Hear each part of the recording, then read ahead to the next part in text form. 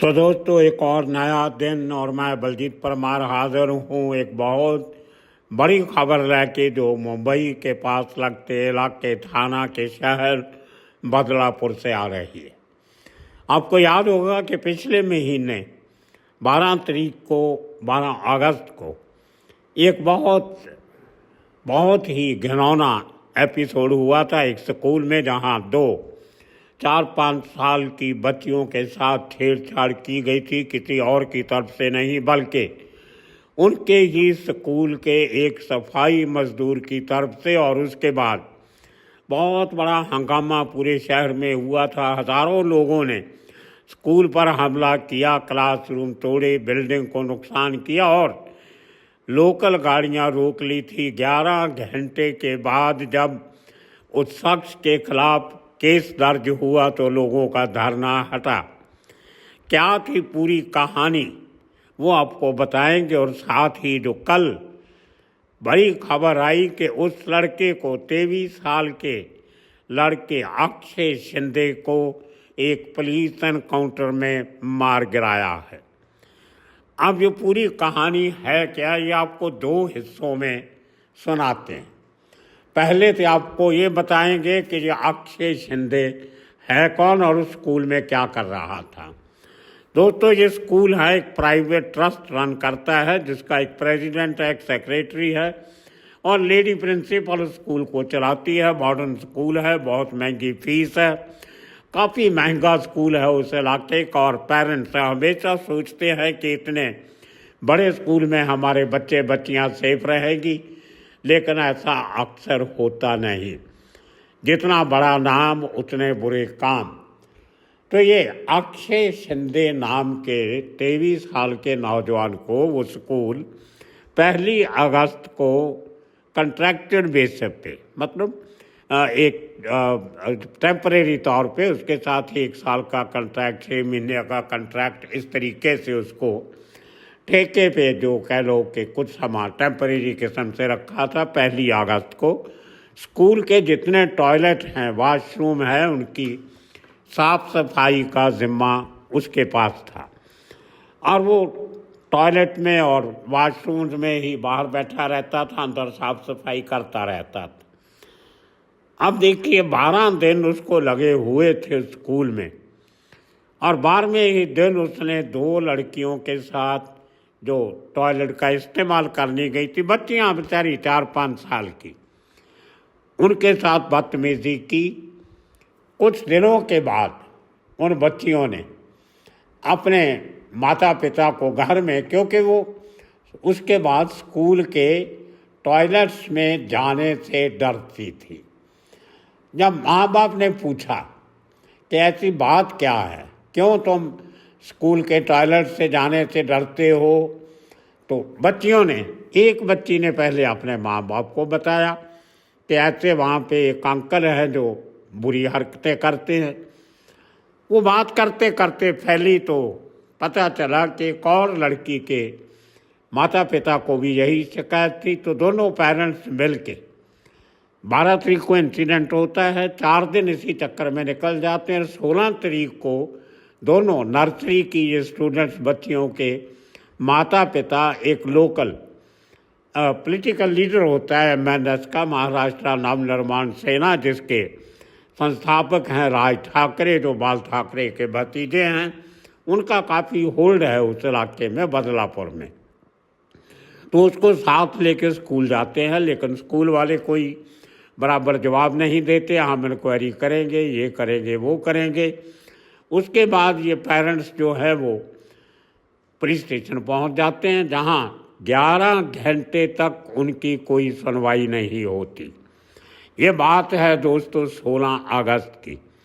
जैसे police station में बैठे हैं तो वो MNS, जो महाराष्ट्र नवनिर्माण सेना के कार्यकर्ता हैं, वो इकट्ठे होने शुरू होते हैं। शहर में बात फैल जाती है तो जो मेन सेंट्रल लाइन है रेलवे की, जो VT से थाना की तरफ जाती है, उसके आगे गुजरात की तरफ जा निकल जाती है, वो लाइन के ट्रैक के ऊपर लोग बैठना शुरू कर देते हैं Badlapur railway station, local railway station पे। और कई घंटे तक गाड़ियां बंद रखते हैं, तो उसके बाद प्रशासन की नींद खुलती है। इतने घंटे पुलिस ने कंप्लेंट इसलिए नहीं लिया क्योंकि स्कूल का जो ट्रस्ट के प्रेसिडेंट और सेक्रेटरी, एक तरफ से मालिक, वो काफ़ी पहुँचे हुए लोग हैं, पॉलिटिकली वेल कनेक्टेड है, बड़ी सारी पार्टीज को चंदा भी देते हैं, फंड देते हैं और इन्फ्लुएंसर लोग हैं, इसलिए पुलिस डर रही थी उनके खिलाफ कार्रवाई करने से। और पुलिस को ये भी लगता था कि कोई ये बड़ी बात नहीं है, कोई रेप का केस नहीं है, थोड़ा शायद बच्चियों को गलतफहमी हुई होगी, इस किस्म की बातें लोकल पुलिस वाले कर रहे थे, जिससे लोगों का गुस्सा और बढ़ गया। गुस्से में आ गए लोग और बहुत नारेबाजी हुई, तो आखिरकार रात को 11 घंटे के बाद केस रजिस्टर होता है उस शख्स जिसका नाम है अक्षय शिंदे, उसके खिलाफ। लेकिन लोगों का कहना था कि इतने दिन तक जो स्कूल प्रशासन ने उनकी शिकायत पर कोई काम नहीं किया, वो भी बराबर के जिम्मेदार हैं। उसके बाद 17 तारीख को, ये 16 तारीख की रात को देर रात केस रजिस्टर होता है FIR। 17 तारीख को अक्षय शिंदे को अरेस्ट कर लिया जाता है और उसका रिमांड ले लिया जाता है। 20 तारीख को लोकल लोग, क्योंकि पुलिस अभी भी स्कूल प्रशासन के खिलाफ कोई एक्शन नहीं ले रही होती, तो 20 तारीख को सिटीजन जो हैं, नागरिक जो हैं बदलापुर के, वो शहर में बंद का ऐलान कर देते। पूरा शहर बंद होता है, दुकानें बंद, लोकल बसें नहीं चलने देते, रिक्शा टैक्सी कुछ नहीं। तो फिर पूरा, और रेलवे स्टेशन को दोबारा घेरते हैं 10 घंटे के लिए, और उसके बाद वो डिमांड करते हैं कि स्कूल के प्रशासन पे एक्शन हो और इस लड़के को, अक्षय कुमार को, फांसी की सज़ा दी जाए हमारे सामने। और उसी दिन हफरा दफरी में लोकल पुलिस एक SIT बना देती है, स्पेशल इन्वेस्टिगेशन टीम, जो इस केस का प्रोव करेगी। लेकिन लोगों का गुस्सा कम नहीं होता। आखिरकार 2 दिन के बाद अगस्त 23 को पास्को सेक्शन जो हैं वो उसके नीचे स्कूल के प्रिंसिपल, सेक्रेटरी और चेयरमैन के ऊपर पास्को एक्ट के खिलाफ के तहत FIR में उनका नाम जोड़ दिया जाता है और उनके ऊपर गुनाह ये लगता है कि उनको इस निंदनीय घटना की जानकारी होने के बावजूद उन्होंने कोई एक्शन नहीं लिया, पुलिस को इन्फॉर्म नहीं किया। उन तीनों के ऊपर भी पास्को एक्ट लगा दिया जाता है। उसके बाद एक नया मोड़ दोस्तों इस केस में आता है। अब जब पुलिस इस बात की इन्वेस्टिगेशन कर रही थी कि ये 23 साल का लड़का इस किस्म की परवर्ट बातें, एक्शन क्यों कर सकता है, तो उन्होंने उसकी बैकग्राउंड चेक करना शुरू किया। जहाँ वो जवानी के टाइम पे रहता था, शादी के पहले जो कोई लड़कियों को छेड़छाड़ या उसका बिहेवियर कैसा था, तो करते करते पता चला कि उसका पहली पत्नी से तलाक हो चुका है और दूसरी पत्नी के साथ रह रहा है।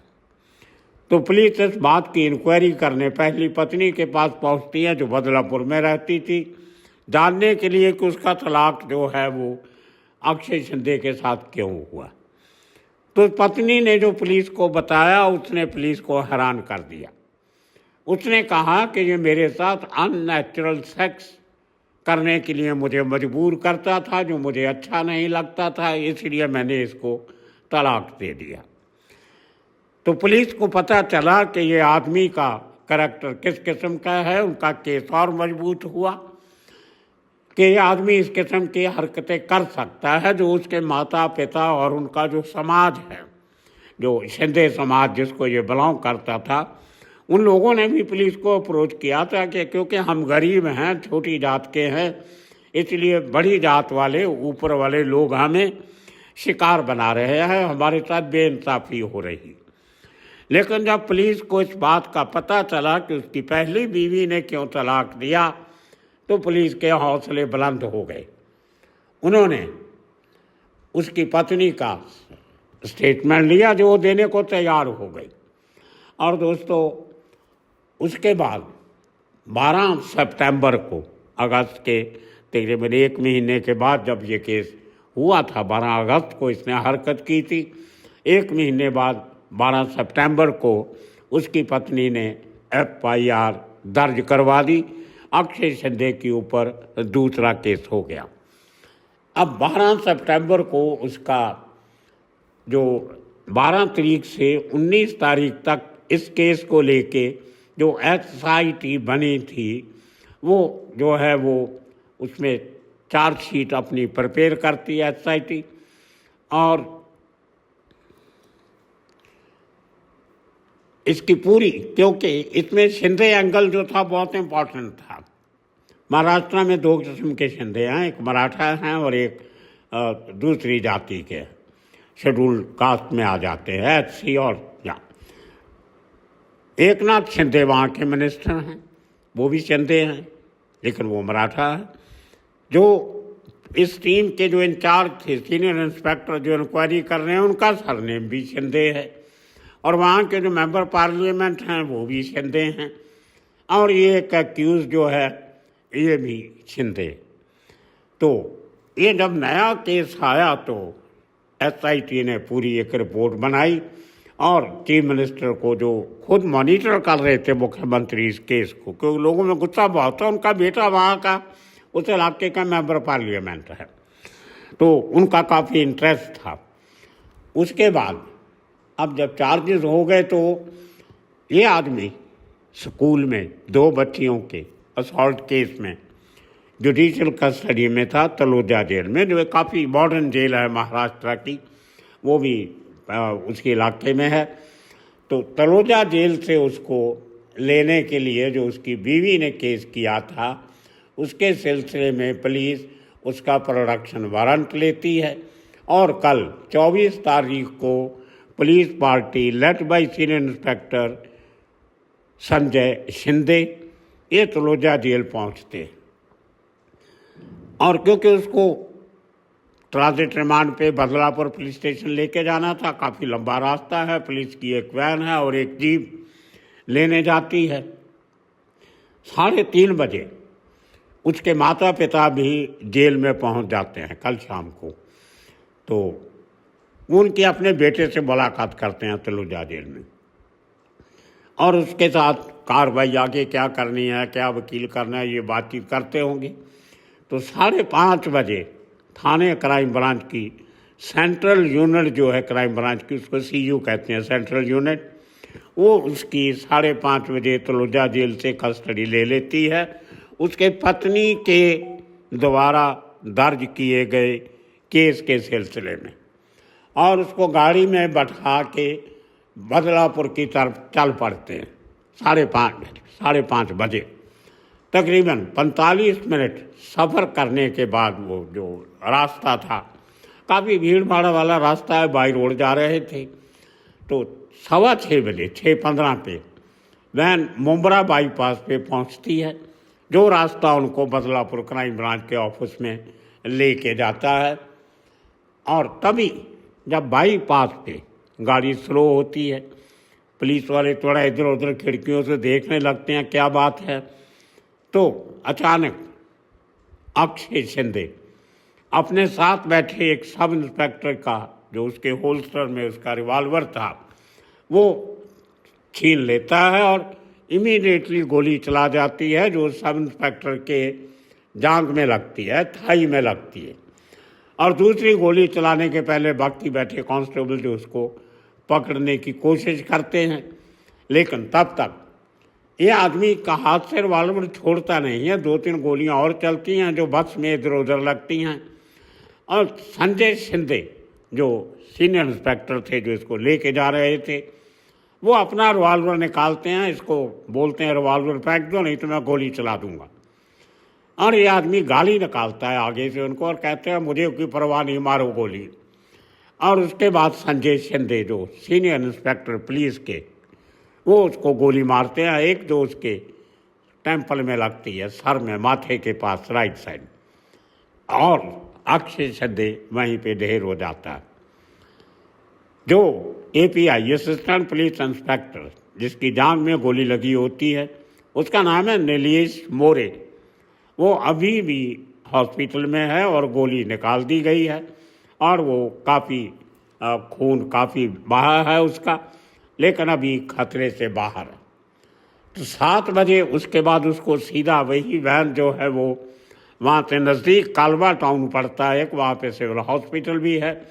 इस इंसिडेंट के बाद वैन को सीधा कालवा हॉस्पिटल में ले जाया जाता है, जहाँ पे 7 बजे अक्षय सिंधे को डेड डिक्लेयर कर दिया जाता है। दोस्तों, ये कहानी है उस शख्स की जिसको एक स्कूल में सफाई मजदूर का काम दिया गया था कॉन्ट्रैक्ट के बेसिस पे। अगर अच्छा काम करता तो उसको आहिस्ता आहिस्ता पक्का भी किया जा सकता था, उसकी तनख्वाह भी बढ़ जाती थी। लेकिन जो आदतें जवानी के समय पे ख़राब हो जाती हैं वो बाद में बिगड़ती हैं, सुधरती नहीं। इसीलिए शायद पहली बीवी उसको छोड़ के चली गई, क्योंकि उसकी हरकतें उसको पसंद नहीं थी। अब अक्षय सिंधे की माँ ने मीडिया के सामने आरोप लगाया कि मेरे बेटे का पुलिस ने एनकाउंटर किया, उसको मारा। हो भी सकता है, लेकिन जिस तरीके की पूरी ये घटनाक्रम पुलिस ने पेश किया है उसमें दोनों बातें हो सकती हैं। एक तो जो लोगों में गुस्सा था इसलिए कि 2 मासूम बच्चियां जो नर्सरी में पढ़ती हैं उनके साथ छेड़छाड़ हुई। एक इनबॉर्न एंगर जो हर शख्स के दिल में था उसका काफ़ी असर बच्चों पे पड़ रहा था। लोग अपने बच्चों को स्कूल भेजते समय हमेशा सोचते थे कि वहाँ पे कोई दूसरा सफाई मजदूर होगा, जो और कोई मुलाजिम होगा, कोई प्राइवेट स्कूल टीचर भी हो सकता है, कोई भी हो सकता है। अगर इस किस्म के हालात हमारे बच्चों के साथ रहेंगे तो कैसे पढ़ेंगे बच्चे। तो पुलिस को भी लगता है कि ये केस बहुत लंबा चलेगा और जैसे जैसे लिंगर ऑन होता रहेगा वही बातें बार बार बच्चों के दिमाग में चलती हैं। तो कई बार होता है कि अंदर खाते पुलिस फैसला कर लेती है कि ऐसे डेंजरस मुलजिम को जो आज इस किस्म की घटिया हरकत कर सकता है कल और करेगा, तो उसको ख़त्म करने का तरीका भी सोच लेते हैं, जिसको हम एलिमिनेशन कहते हैं, एलिमिनेट द ईवल। क्योंकि उसके जाने से एक जो सेंस ऑफ कॉन्फिडेंस समाज में बढ़ती है, ये पुलिस का पुराना तरीका है। जिस आदमी को कानून का डर ना हो, जिसका बिहेवियर चेंज ना हो, और इसमें भी शायद पुलिस को ऐसा लगा कि जो हरकत करने के बाद, पकड़े जाने के बाद भी उसकी मेंटलिटी में, बिहेवियर में कोई फ़र्क नहीं आ रहा, तो शायद कहीं बड़े अफसरों ने बैठ के सोच लिया हो कि मौका मिलते ही इसको एलिमिनेट कर दो, ये समाज के लिए खतरा है। अभी तो शुरुआत थी, कल को बड़े कांड भी कर सकता है। और ऐसे केसेस में बेल तो हुई ही जानी थी उसकी, कुछ समय में 2-4 महीने में बेल हो जाती, बाहर आ जाता। और फिर शायद इसी कुंदक में कि मैं इतना समय जेल में रह के आया हूँ को बड़ा कांड कर देता तो पुलिस के लिए बहुत बड़ी सरदर्दी बन सकता था। और जब साइकोलॉजिस्ट किसी आदमी की स्टडी करते हैं तो वो बता देते हैं कि ये आदमी बड़े इस किस्म के काम करने के लिए तैयार है और कर सकता। तो आने वाले खतरों से बचने के लिए शायद सिस्टम और सरकार सोच लेती है कि ऐसे लोगों को रास्ते से हटा देना बेहतर है। ये पुराना दस्तूर है, कोई नई बात नहीं है पुलिस में। कई स्टेट्स तो ऐसी हैं, उत्तर प्रदेश हुआ, पंजाब हुआ, जहाँ पर तो ये एक नॉर्म है, आदमी को पकड़ो इसको पहले कि वो भागने की सोचे, उसको एलिमिनेट कर दो, उसको रास्ते से हटा दो। उनके लिए ये एक मामूली बात है। मैं एक पुराने पुलिस कैट ऑफिसर की, गुरमीत सिंह की, पिंकी की कुछ वीडियोस देख रहा था पुरानी, जिन्होंने एक नामवर पत्रकार के साथ सीरीज़ की थी पंजाब में एनकाउंटर्स की, टेररिज्म के टाइम की। वो ऐसे बात कर रहा था जैसे आदमी मारना कोई बड़ी बात नहीं है, ये तो छोटी सी बात है, मर गया ठीक है, क्या फ़र्क पड़ता है, इस तरीके से बातें कर रहा। तो लेकिन ये मेंटालिटी जो पुलिस की होती है, एनकाउंटर्स को एक नॉर्म बनाना, ये बहुत ख़तरनाक होता। मुझे याद है धारावी एरिया, आप सबने सुना है, वहाँ पे एक खून पीने वाला राक्षस था, बड़ा हट्टा कट्टा आदमी। वो बिल्ली को पकड़ के, कैट को, उसको मार के उसका खून पी जाता था, कुत्ता इस किस्म काम करता था। पूरी दहशत हो गई समाज में। उसने किसी का कत्ल नहीं किया, किसी आदमी को नहीं मारा, किसी बच्चे को कुछ नहीं किया, जानवरों का खून पीता। लेकिन समाज में उसका सहम हो गया, डर हो गया। तो उस समय के पुलिस कमिश्नर ने ऑर्डर किया अपनी क्राइम ब्रांच के ऑफिसर को, इसको हटा दो रास्ते से, इसका पता नहीं यहाँ जानवरों का खून पीता है, कल आदमियों का पीने लग जाएगा तो बहुत बड़ी सरदर्दी बन जाएगी। और दोस्तों बड़ी मुश्किल से उसको काबू किया गया, पकड़ा नहीं जा रहा था। फिर चूना भट्टी में ले जाके उसका एनकाउंटर किया गया। तो ये रोग एलिमेंट जो समाज में होते हैं उनको रास्ते से हटाना कई बार ज़रूरी हो जाता है। भले उसकी इंक्वायरियाँ चलती हैं, होता है, बट सब कुछ मैनेज हो जाता है। सो दोस्तों आज के दिन बदलापुर में जो एक आदमी के आतंक से जो दहशत का माहौल था, शायद लोगों को कुछ तसल्ली हुई होगी। लेकिन अपने आप में इस तरह का जो एलिमिनेशन होती है आदमी की, वो भी कोई परमानेंट सलूशन नहीं है। आप कैसे गारंटी ले सकते हो कि दूसरा को अक्षय संदेह बदलापुर में पैदा नहीं होगा जो इस किस्म के गुनाह नहीं करेगा। तो दोस्तों ये थी कहानी। आज बहुत दिनों के बाद आपसे रब्ता हुआ है हिंदी चैनल में। आगे इसी तरह बातचीत करते रहेंगे। तब तक के लिए आप सबका बहुत बहुत शुक्रिया, धन्यवाद।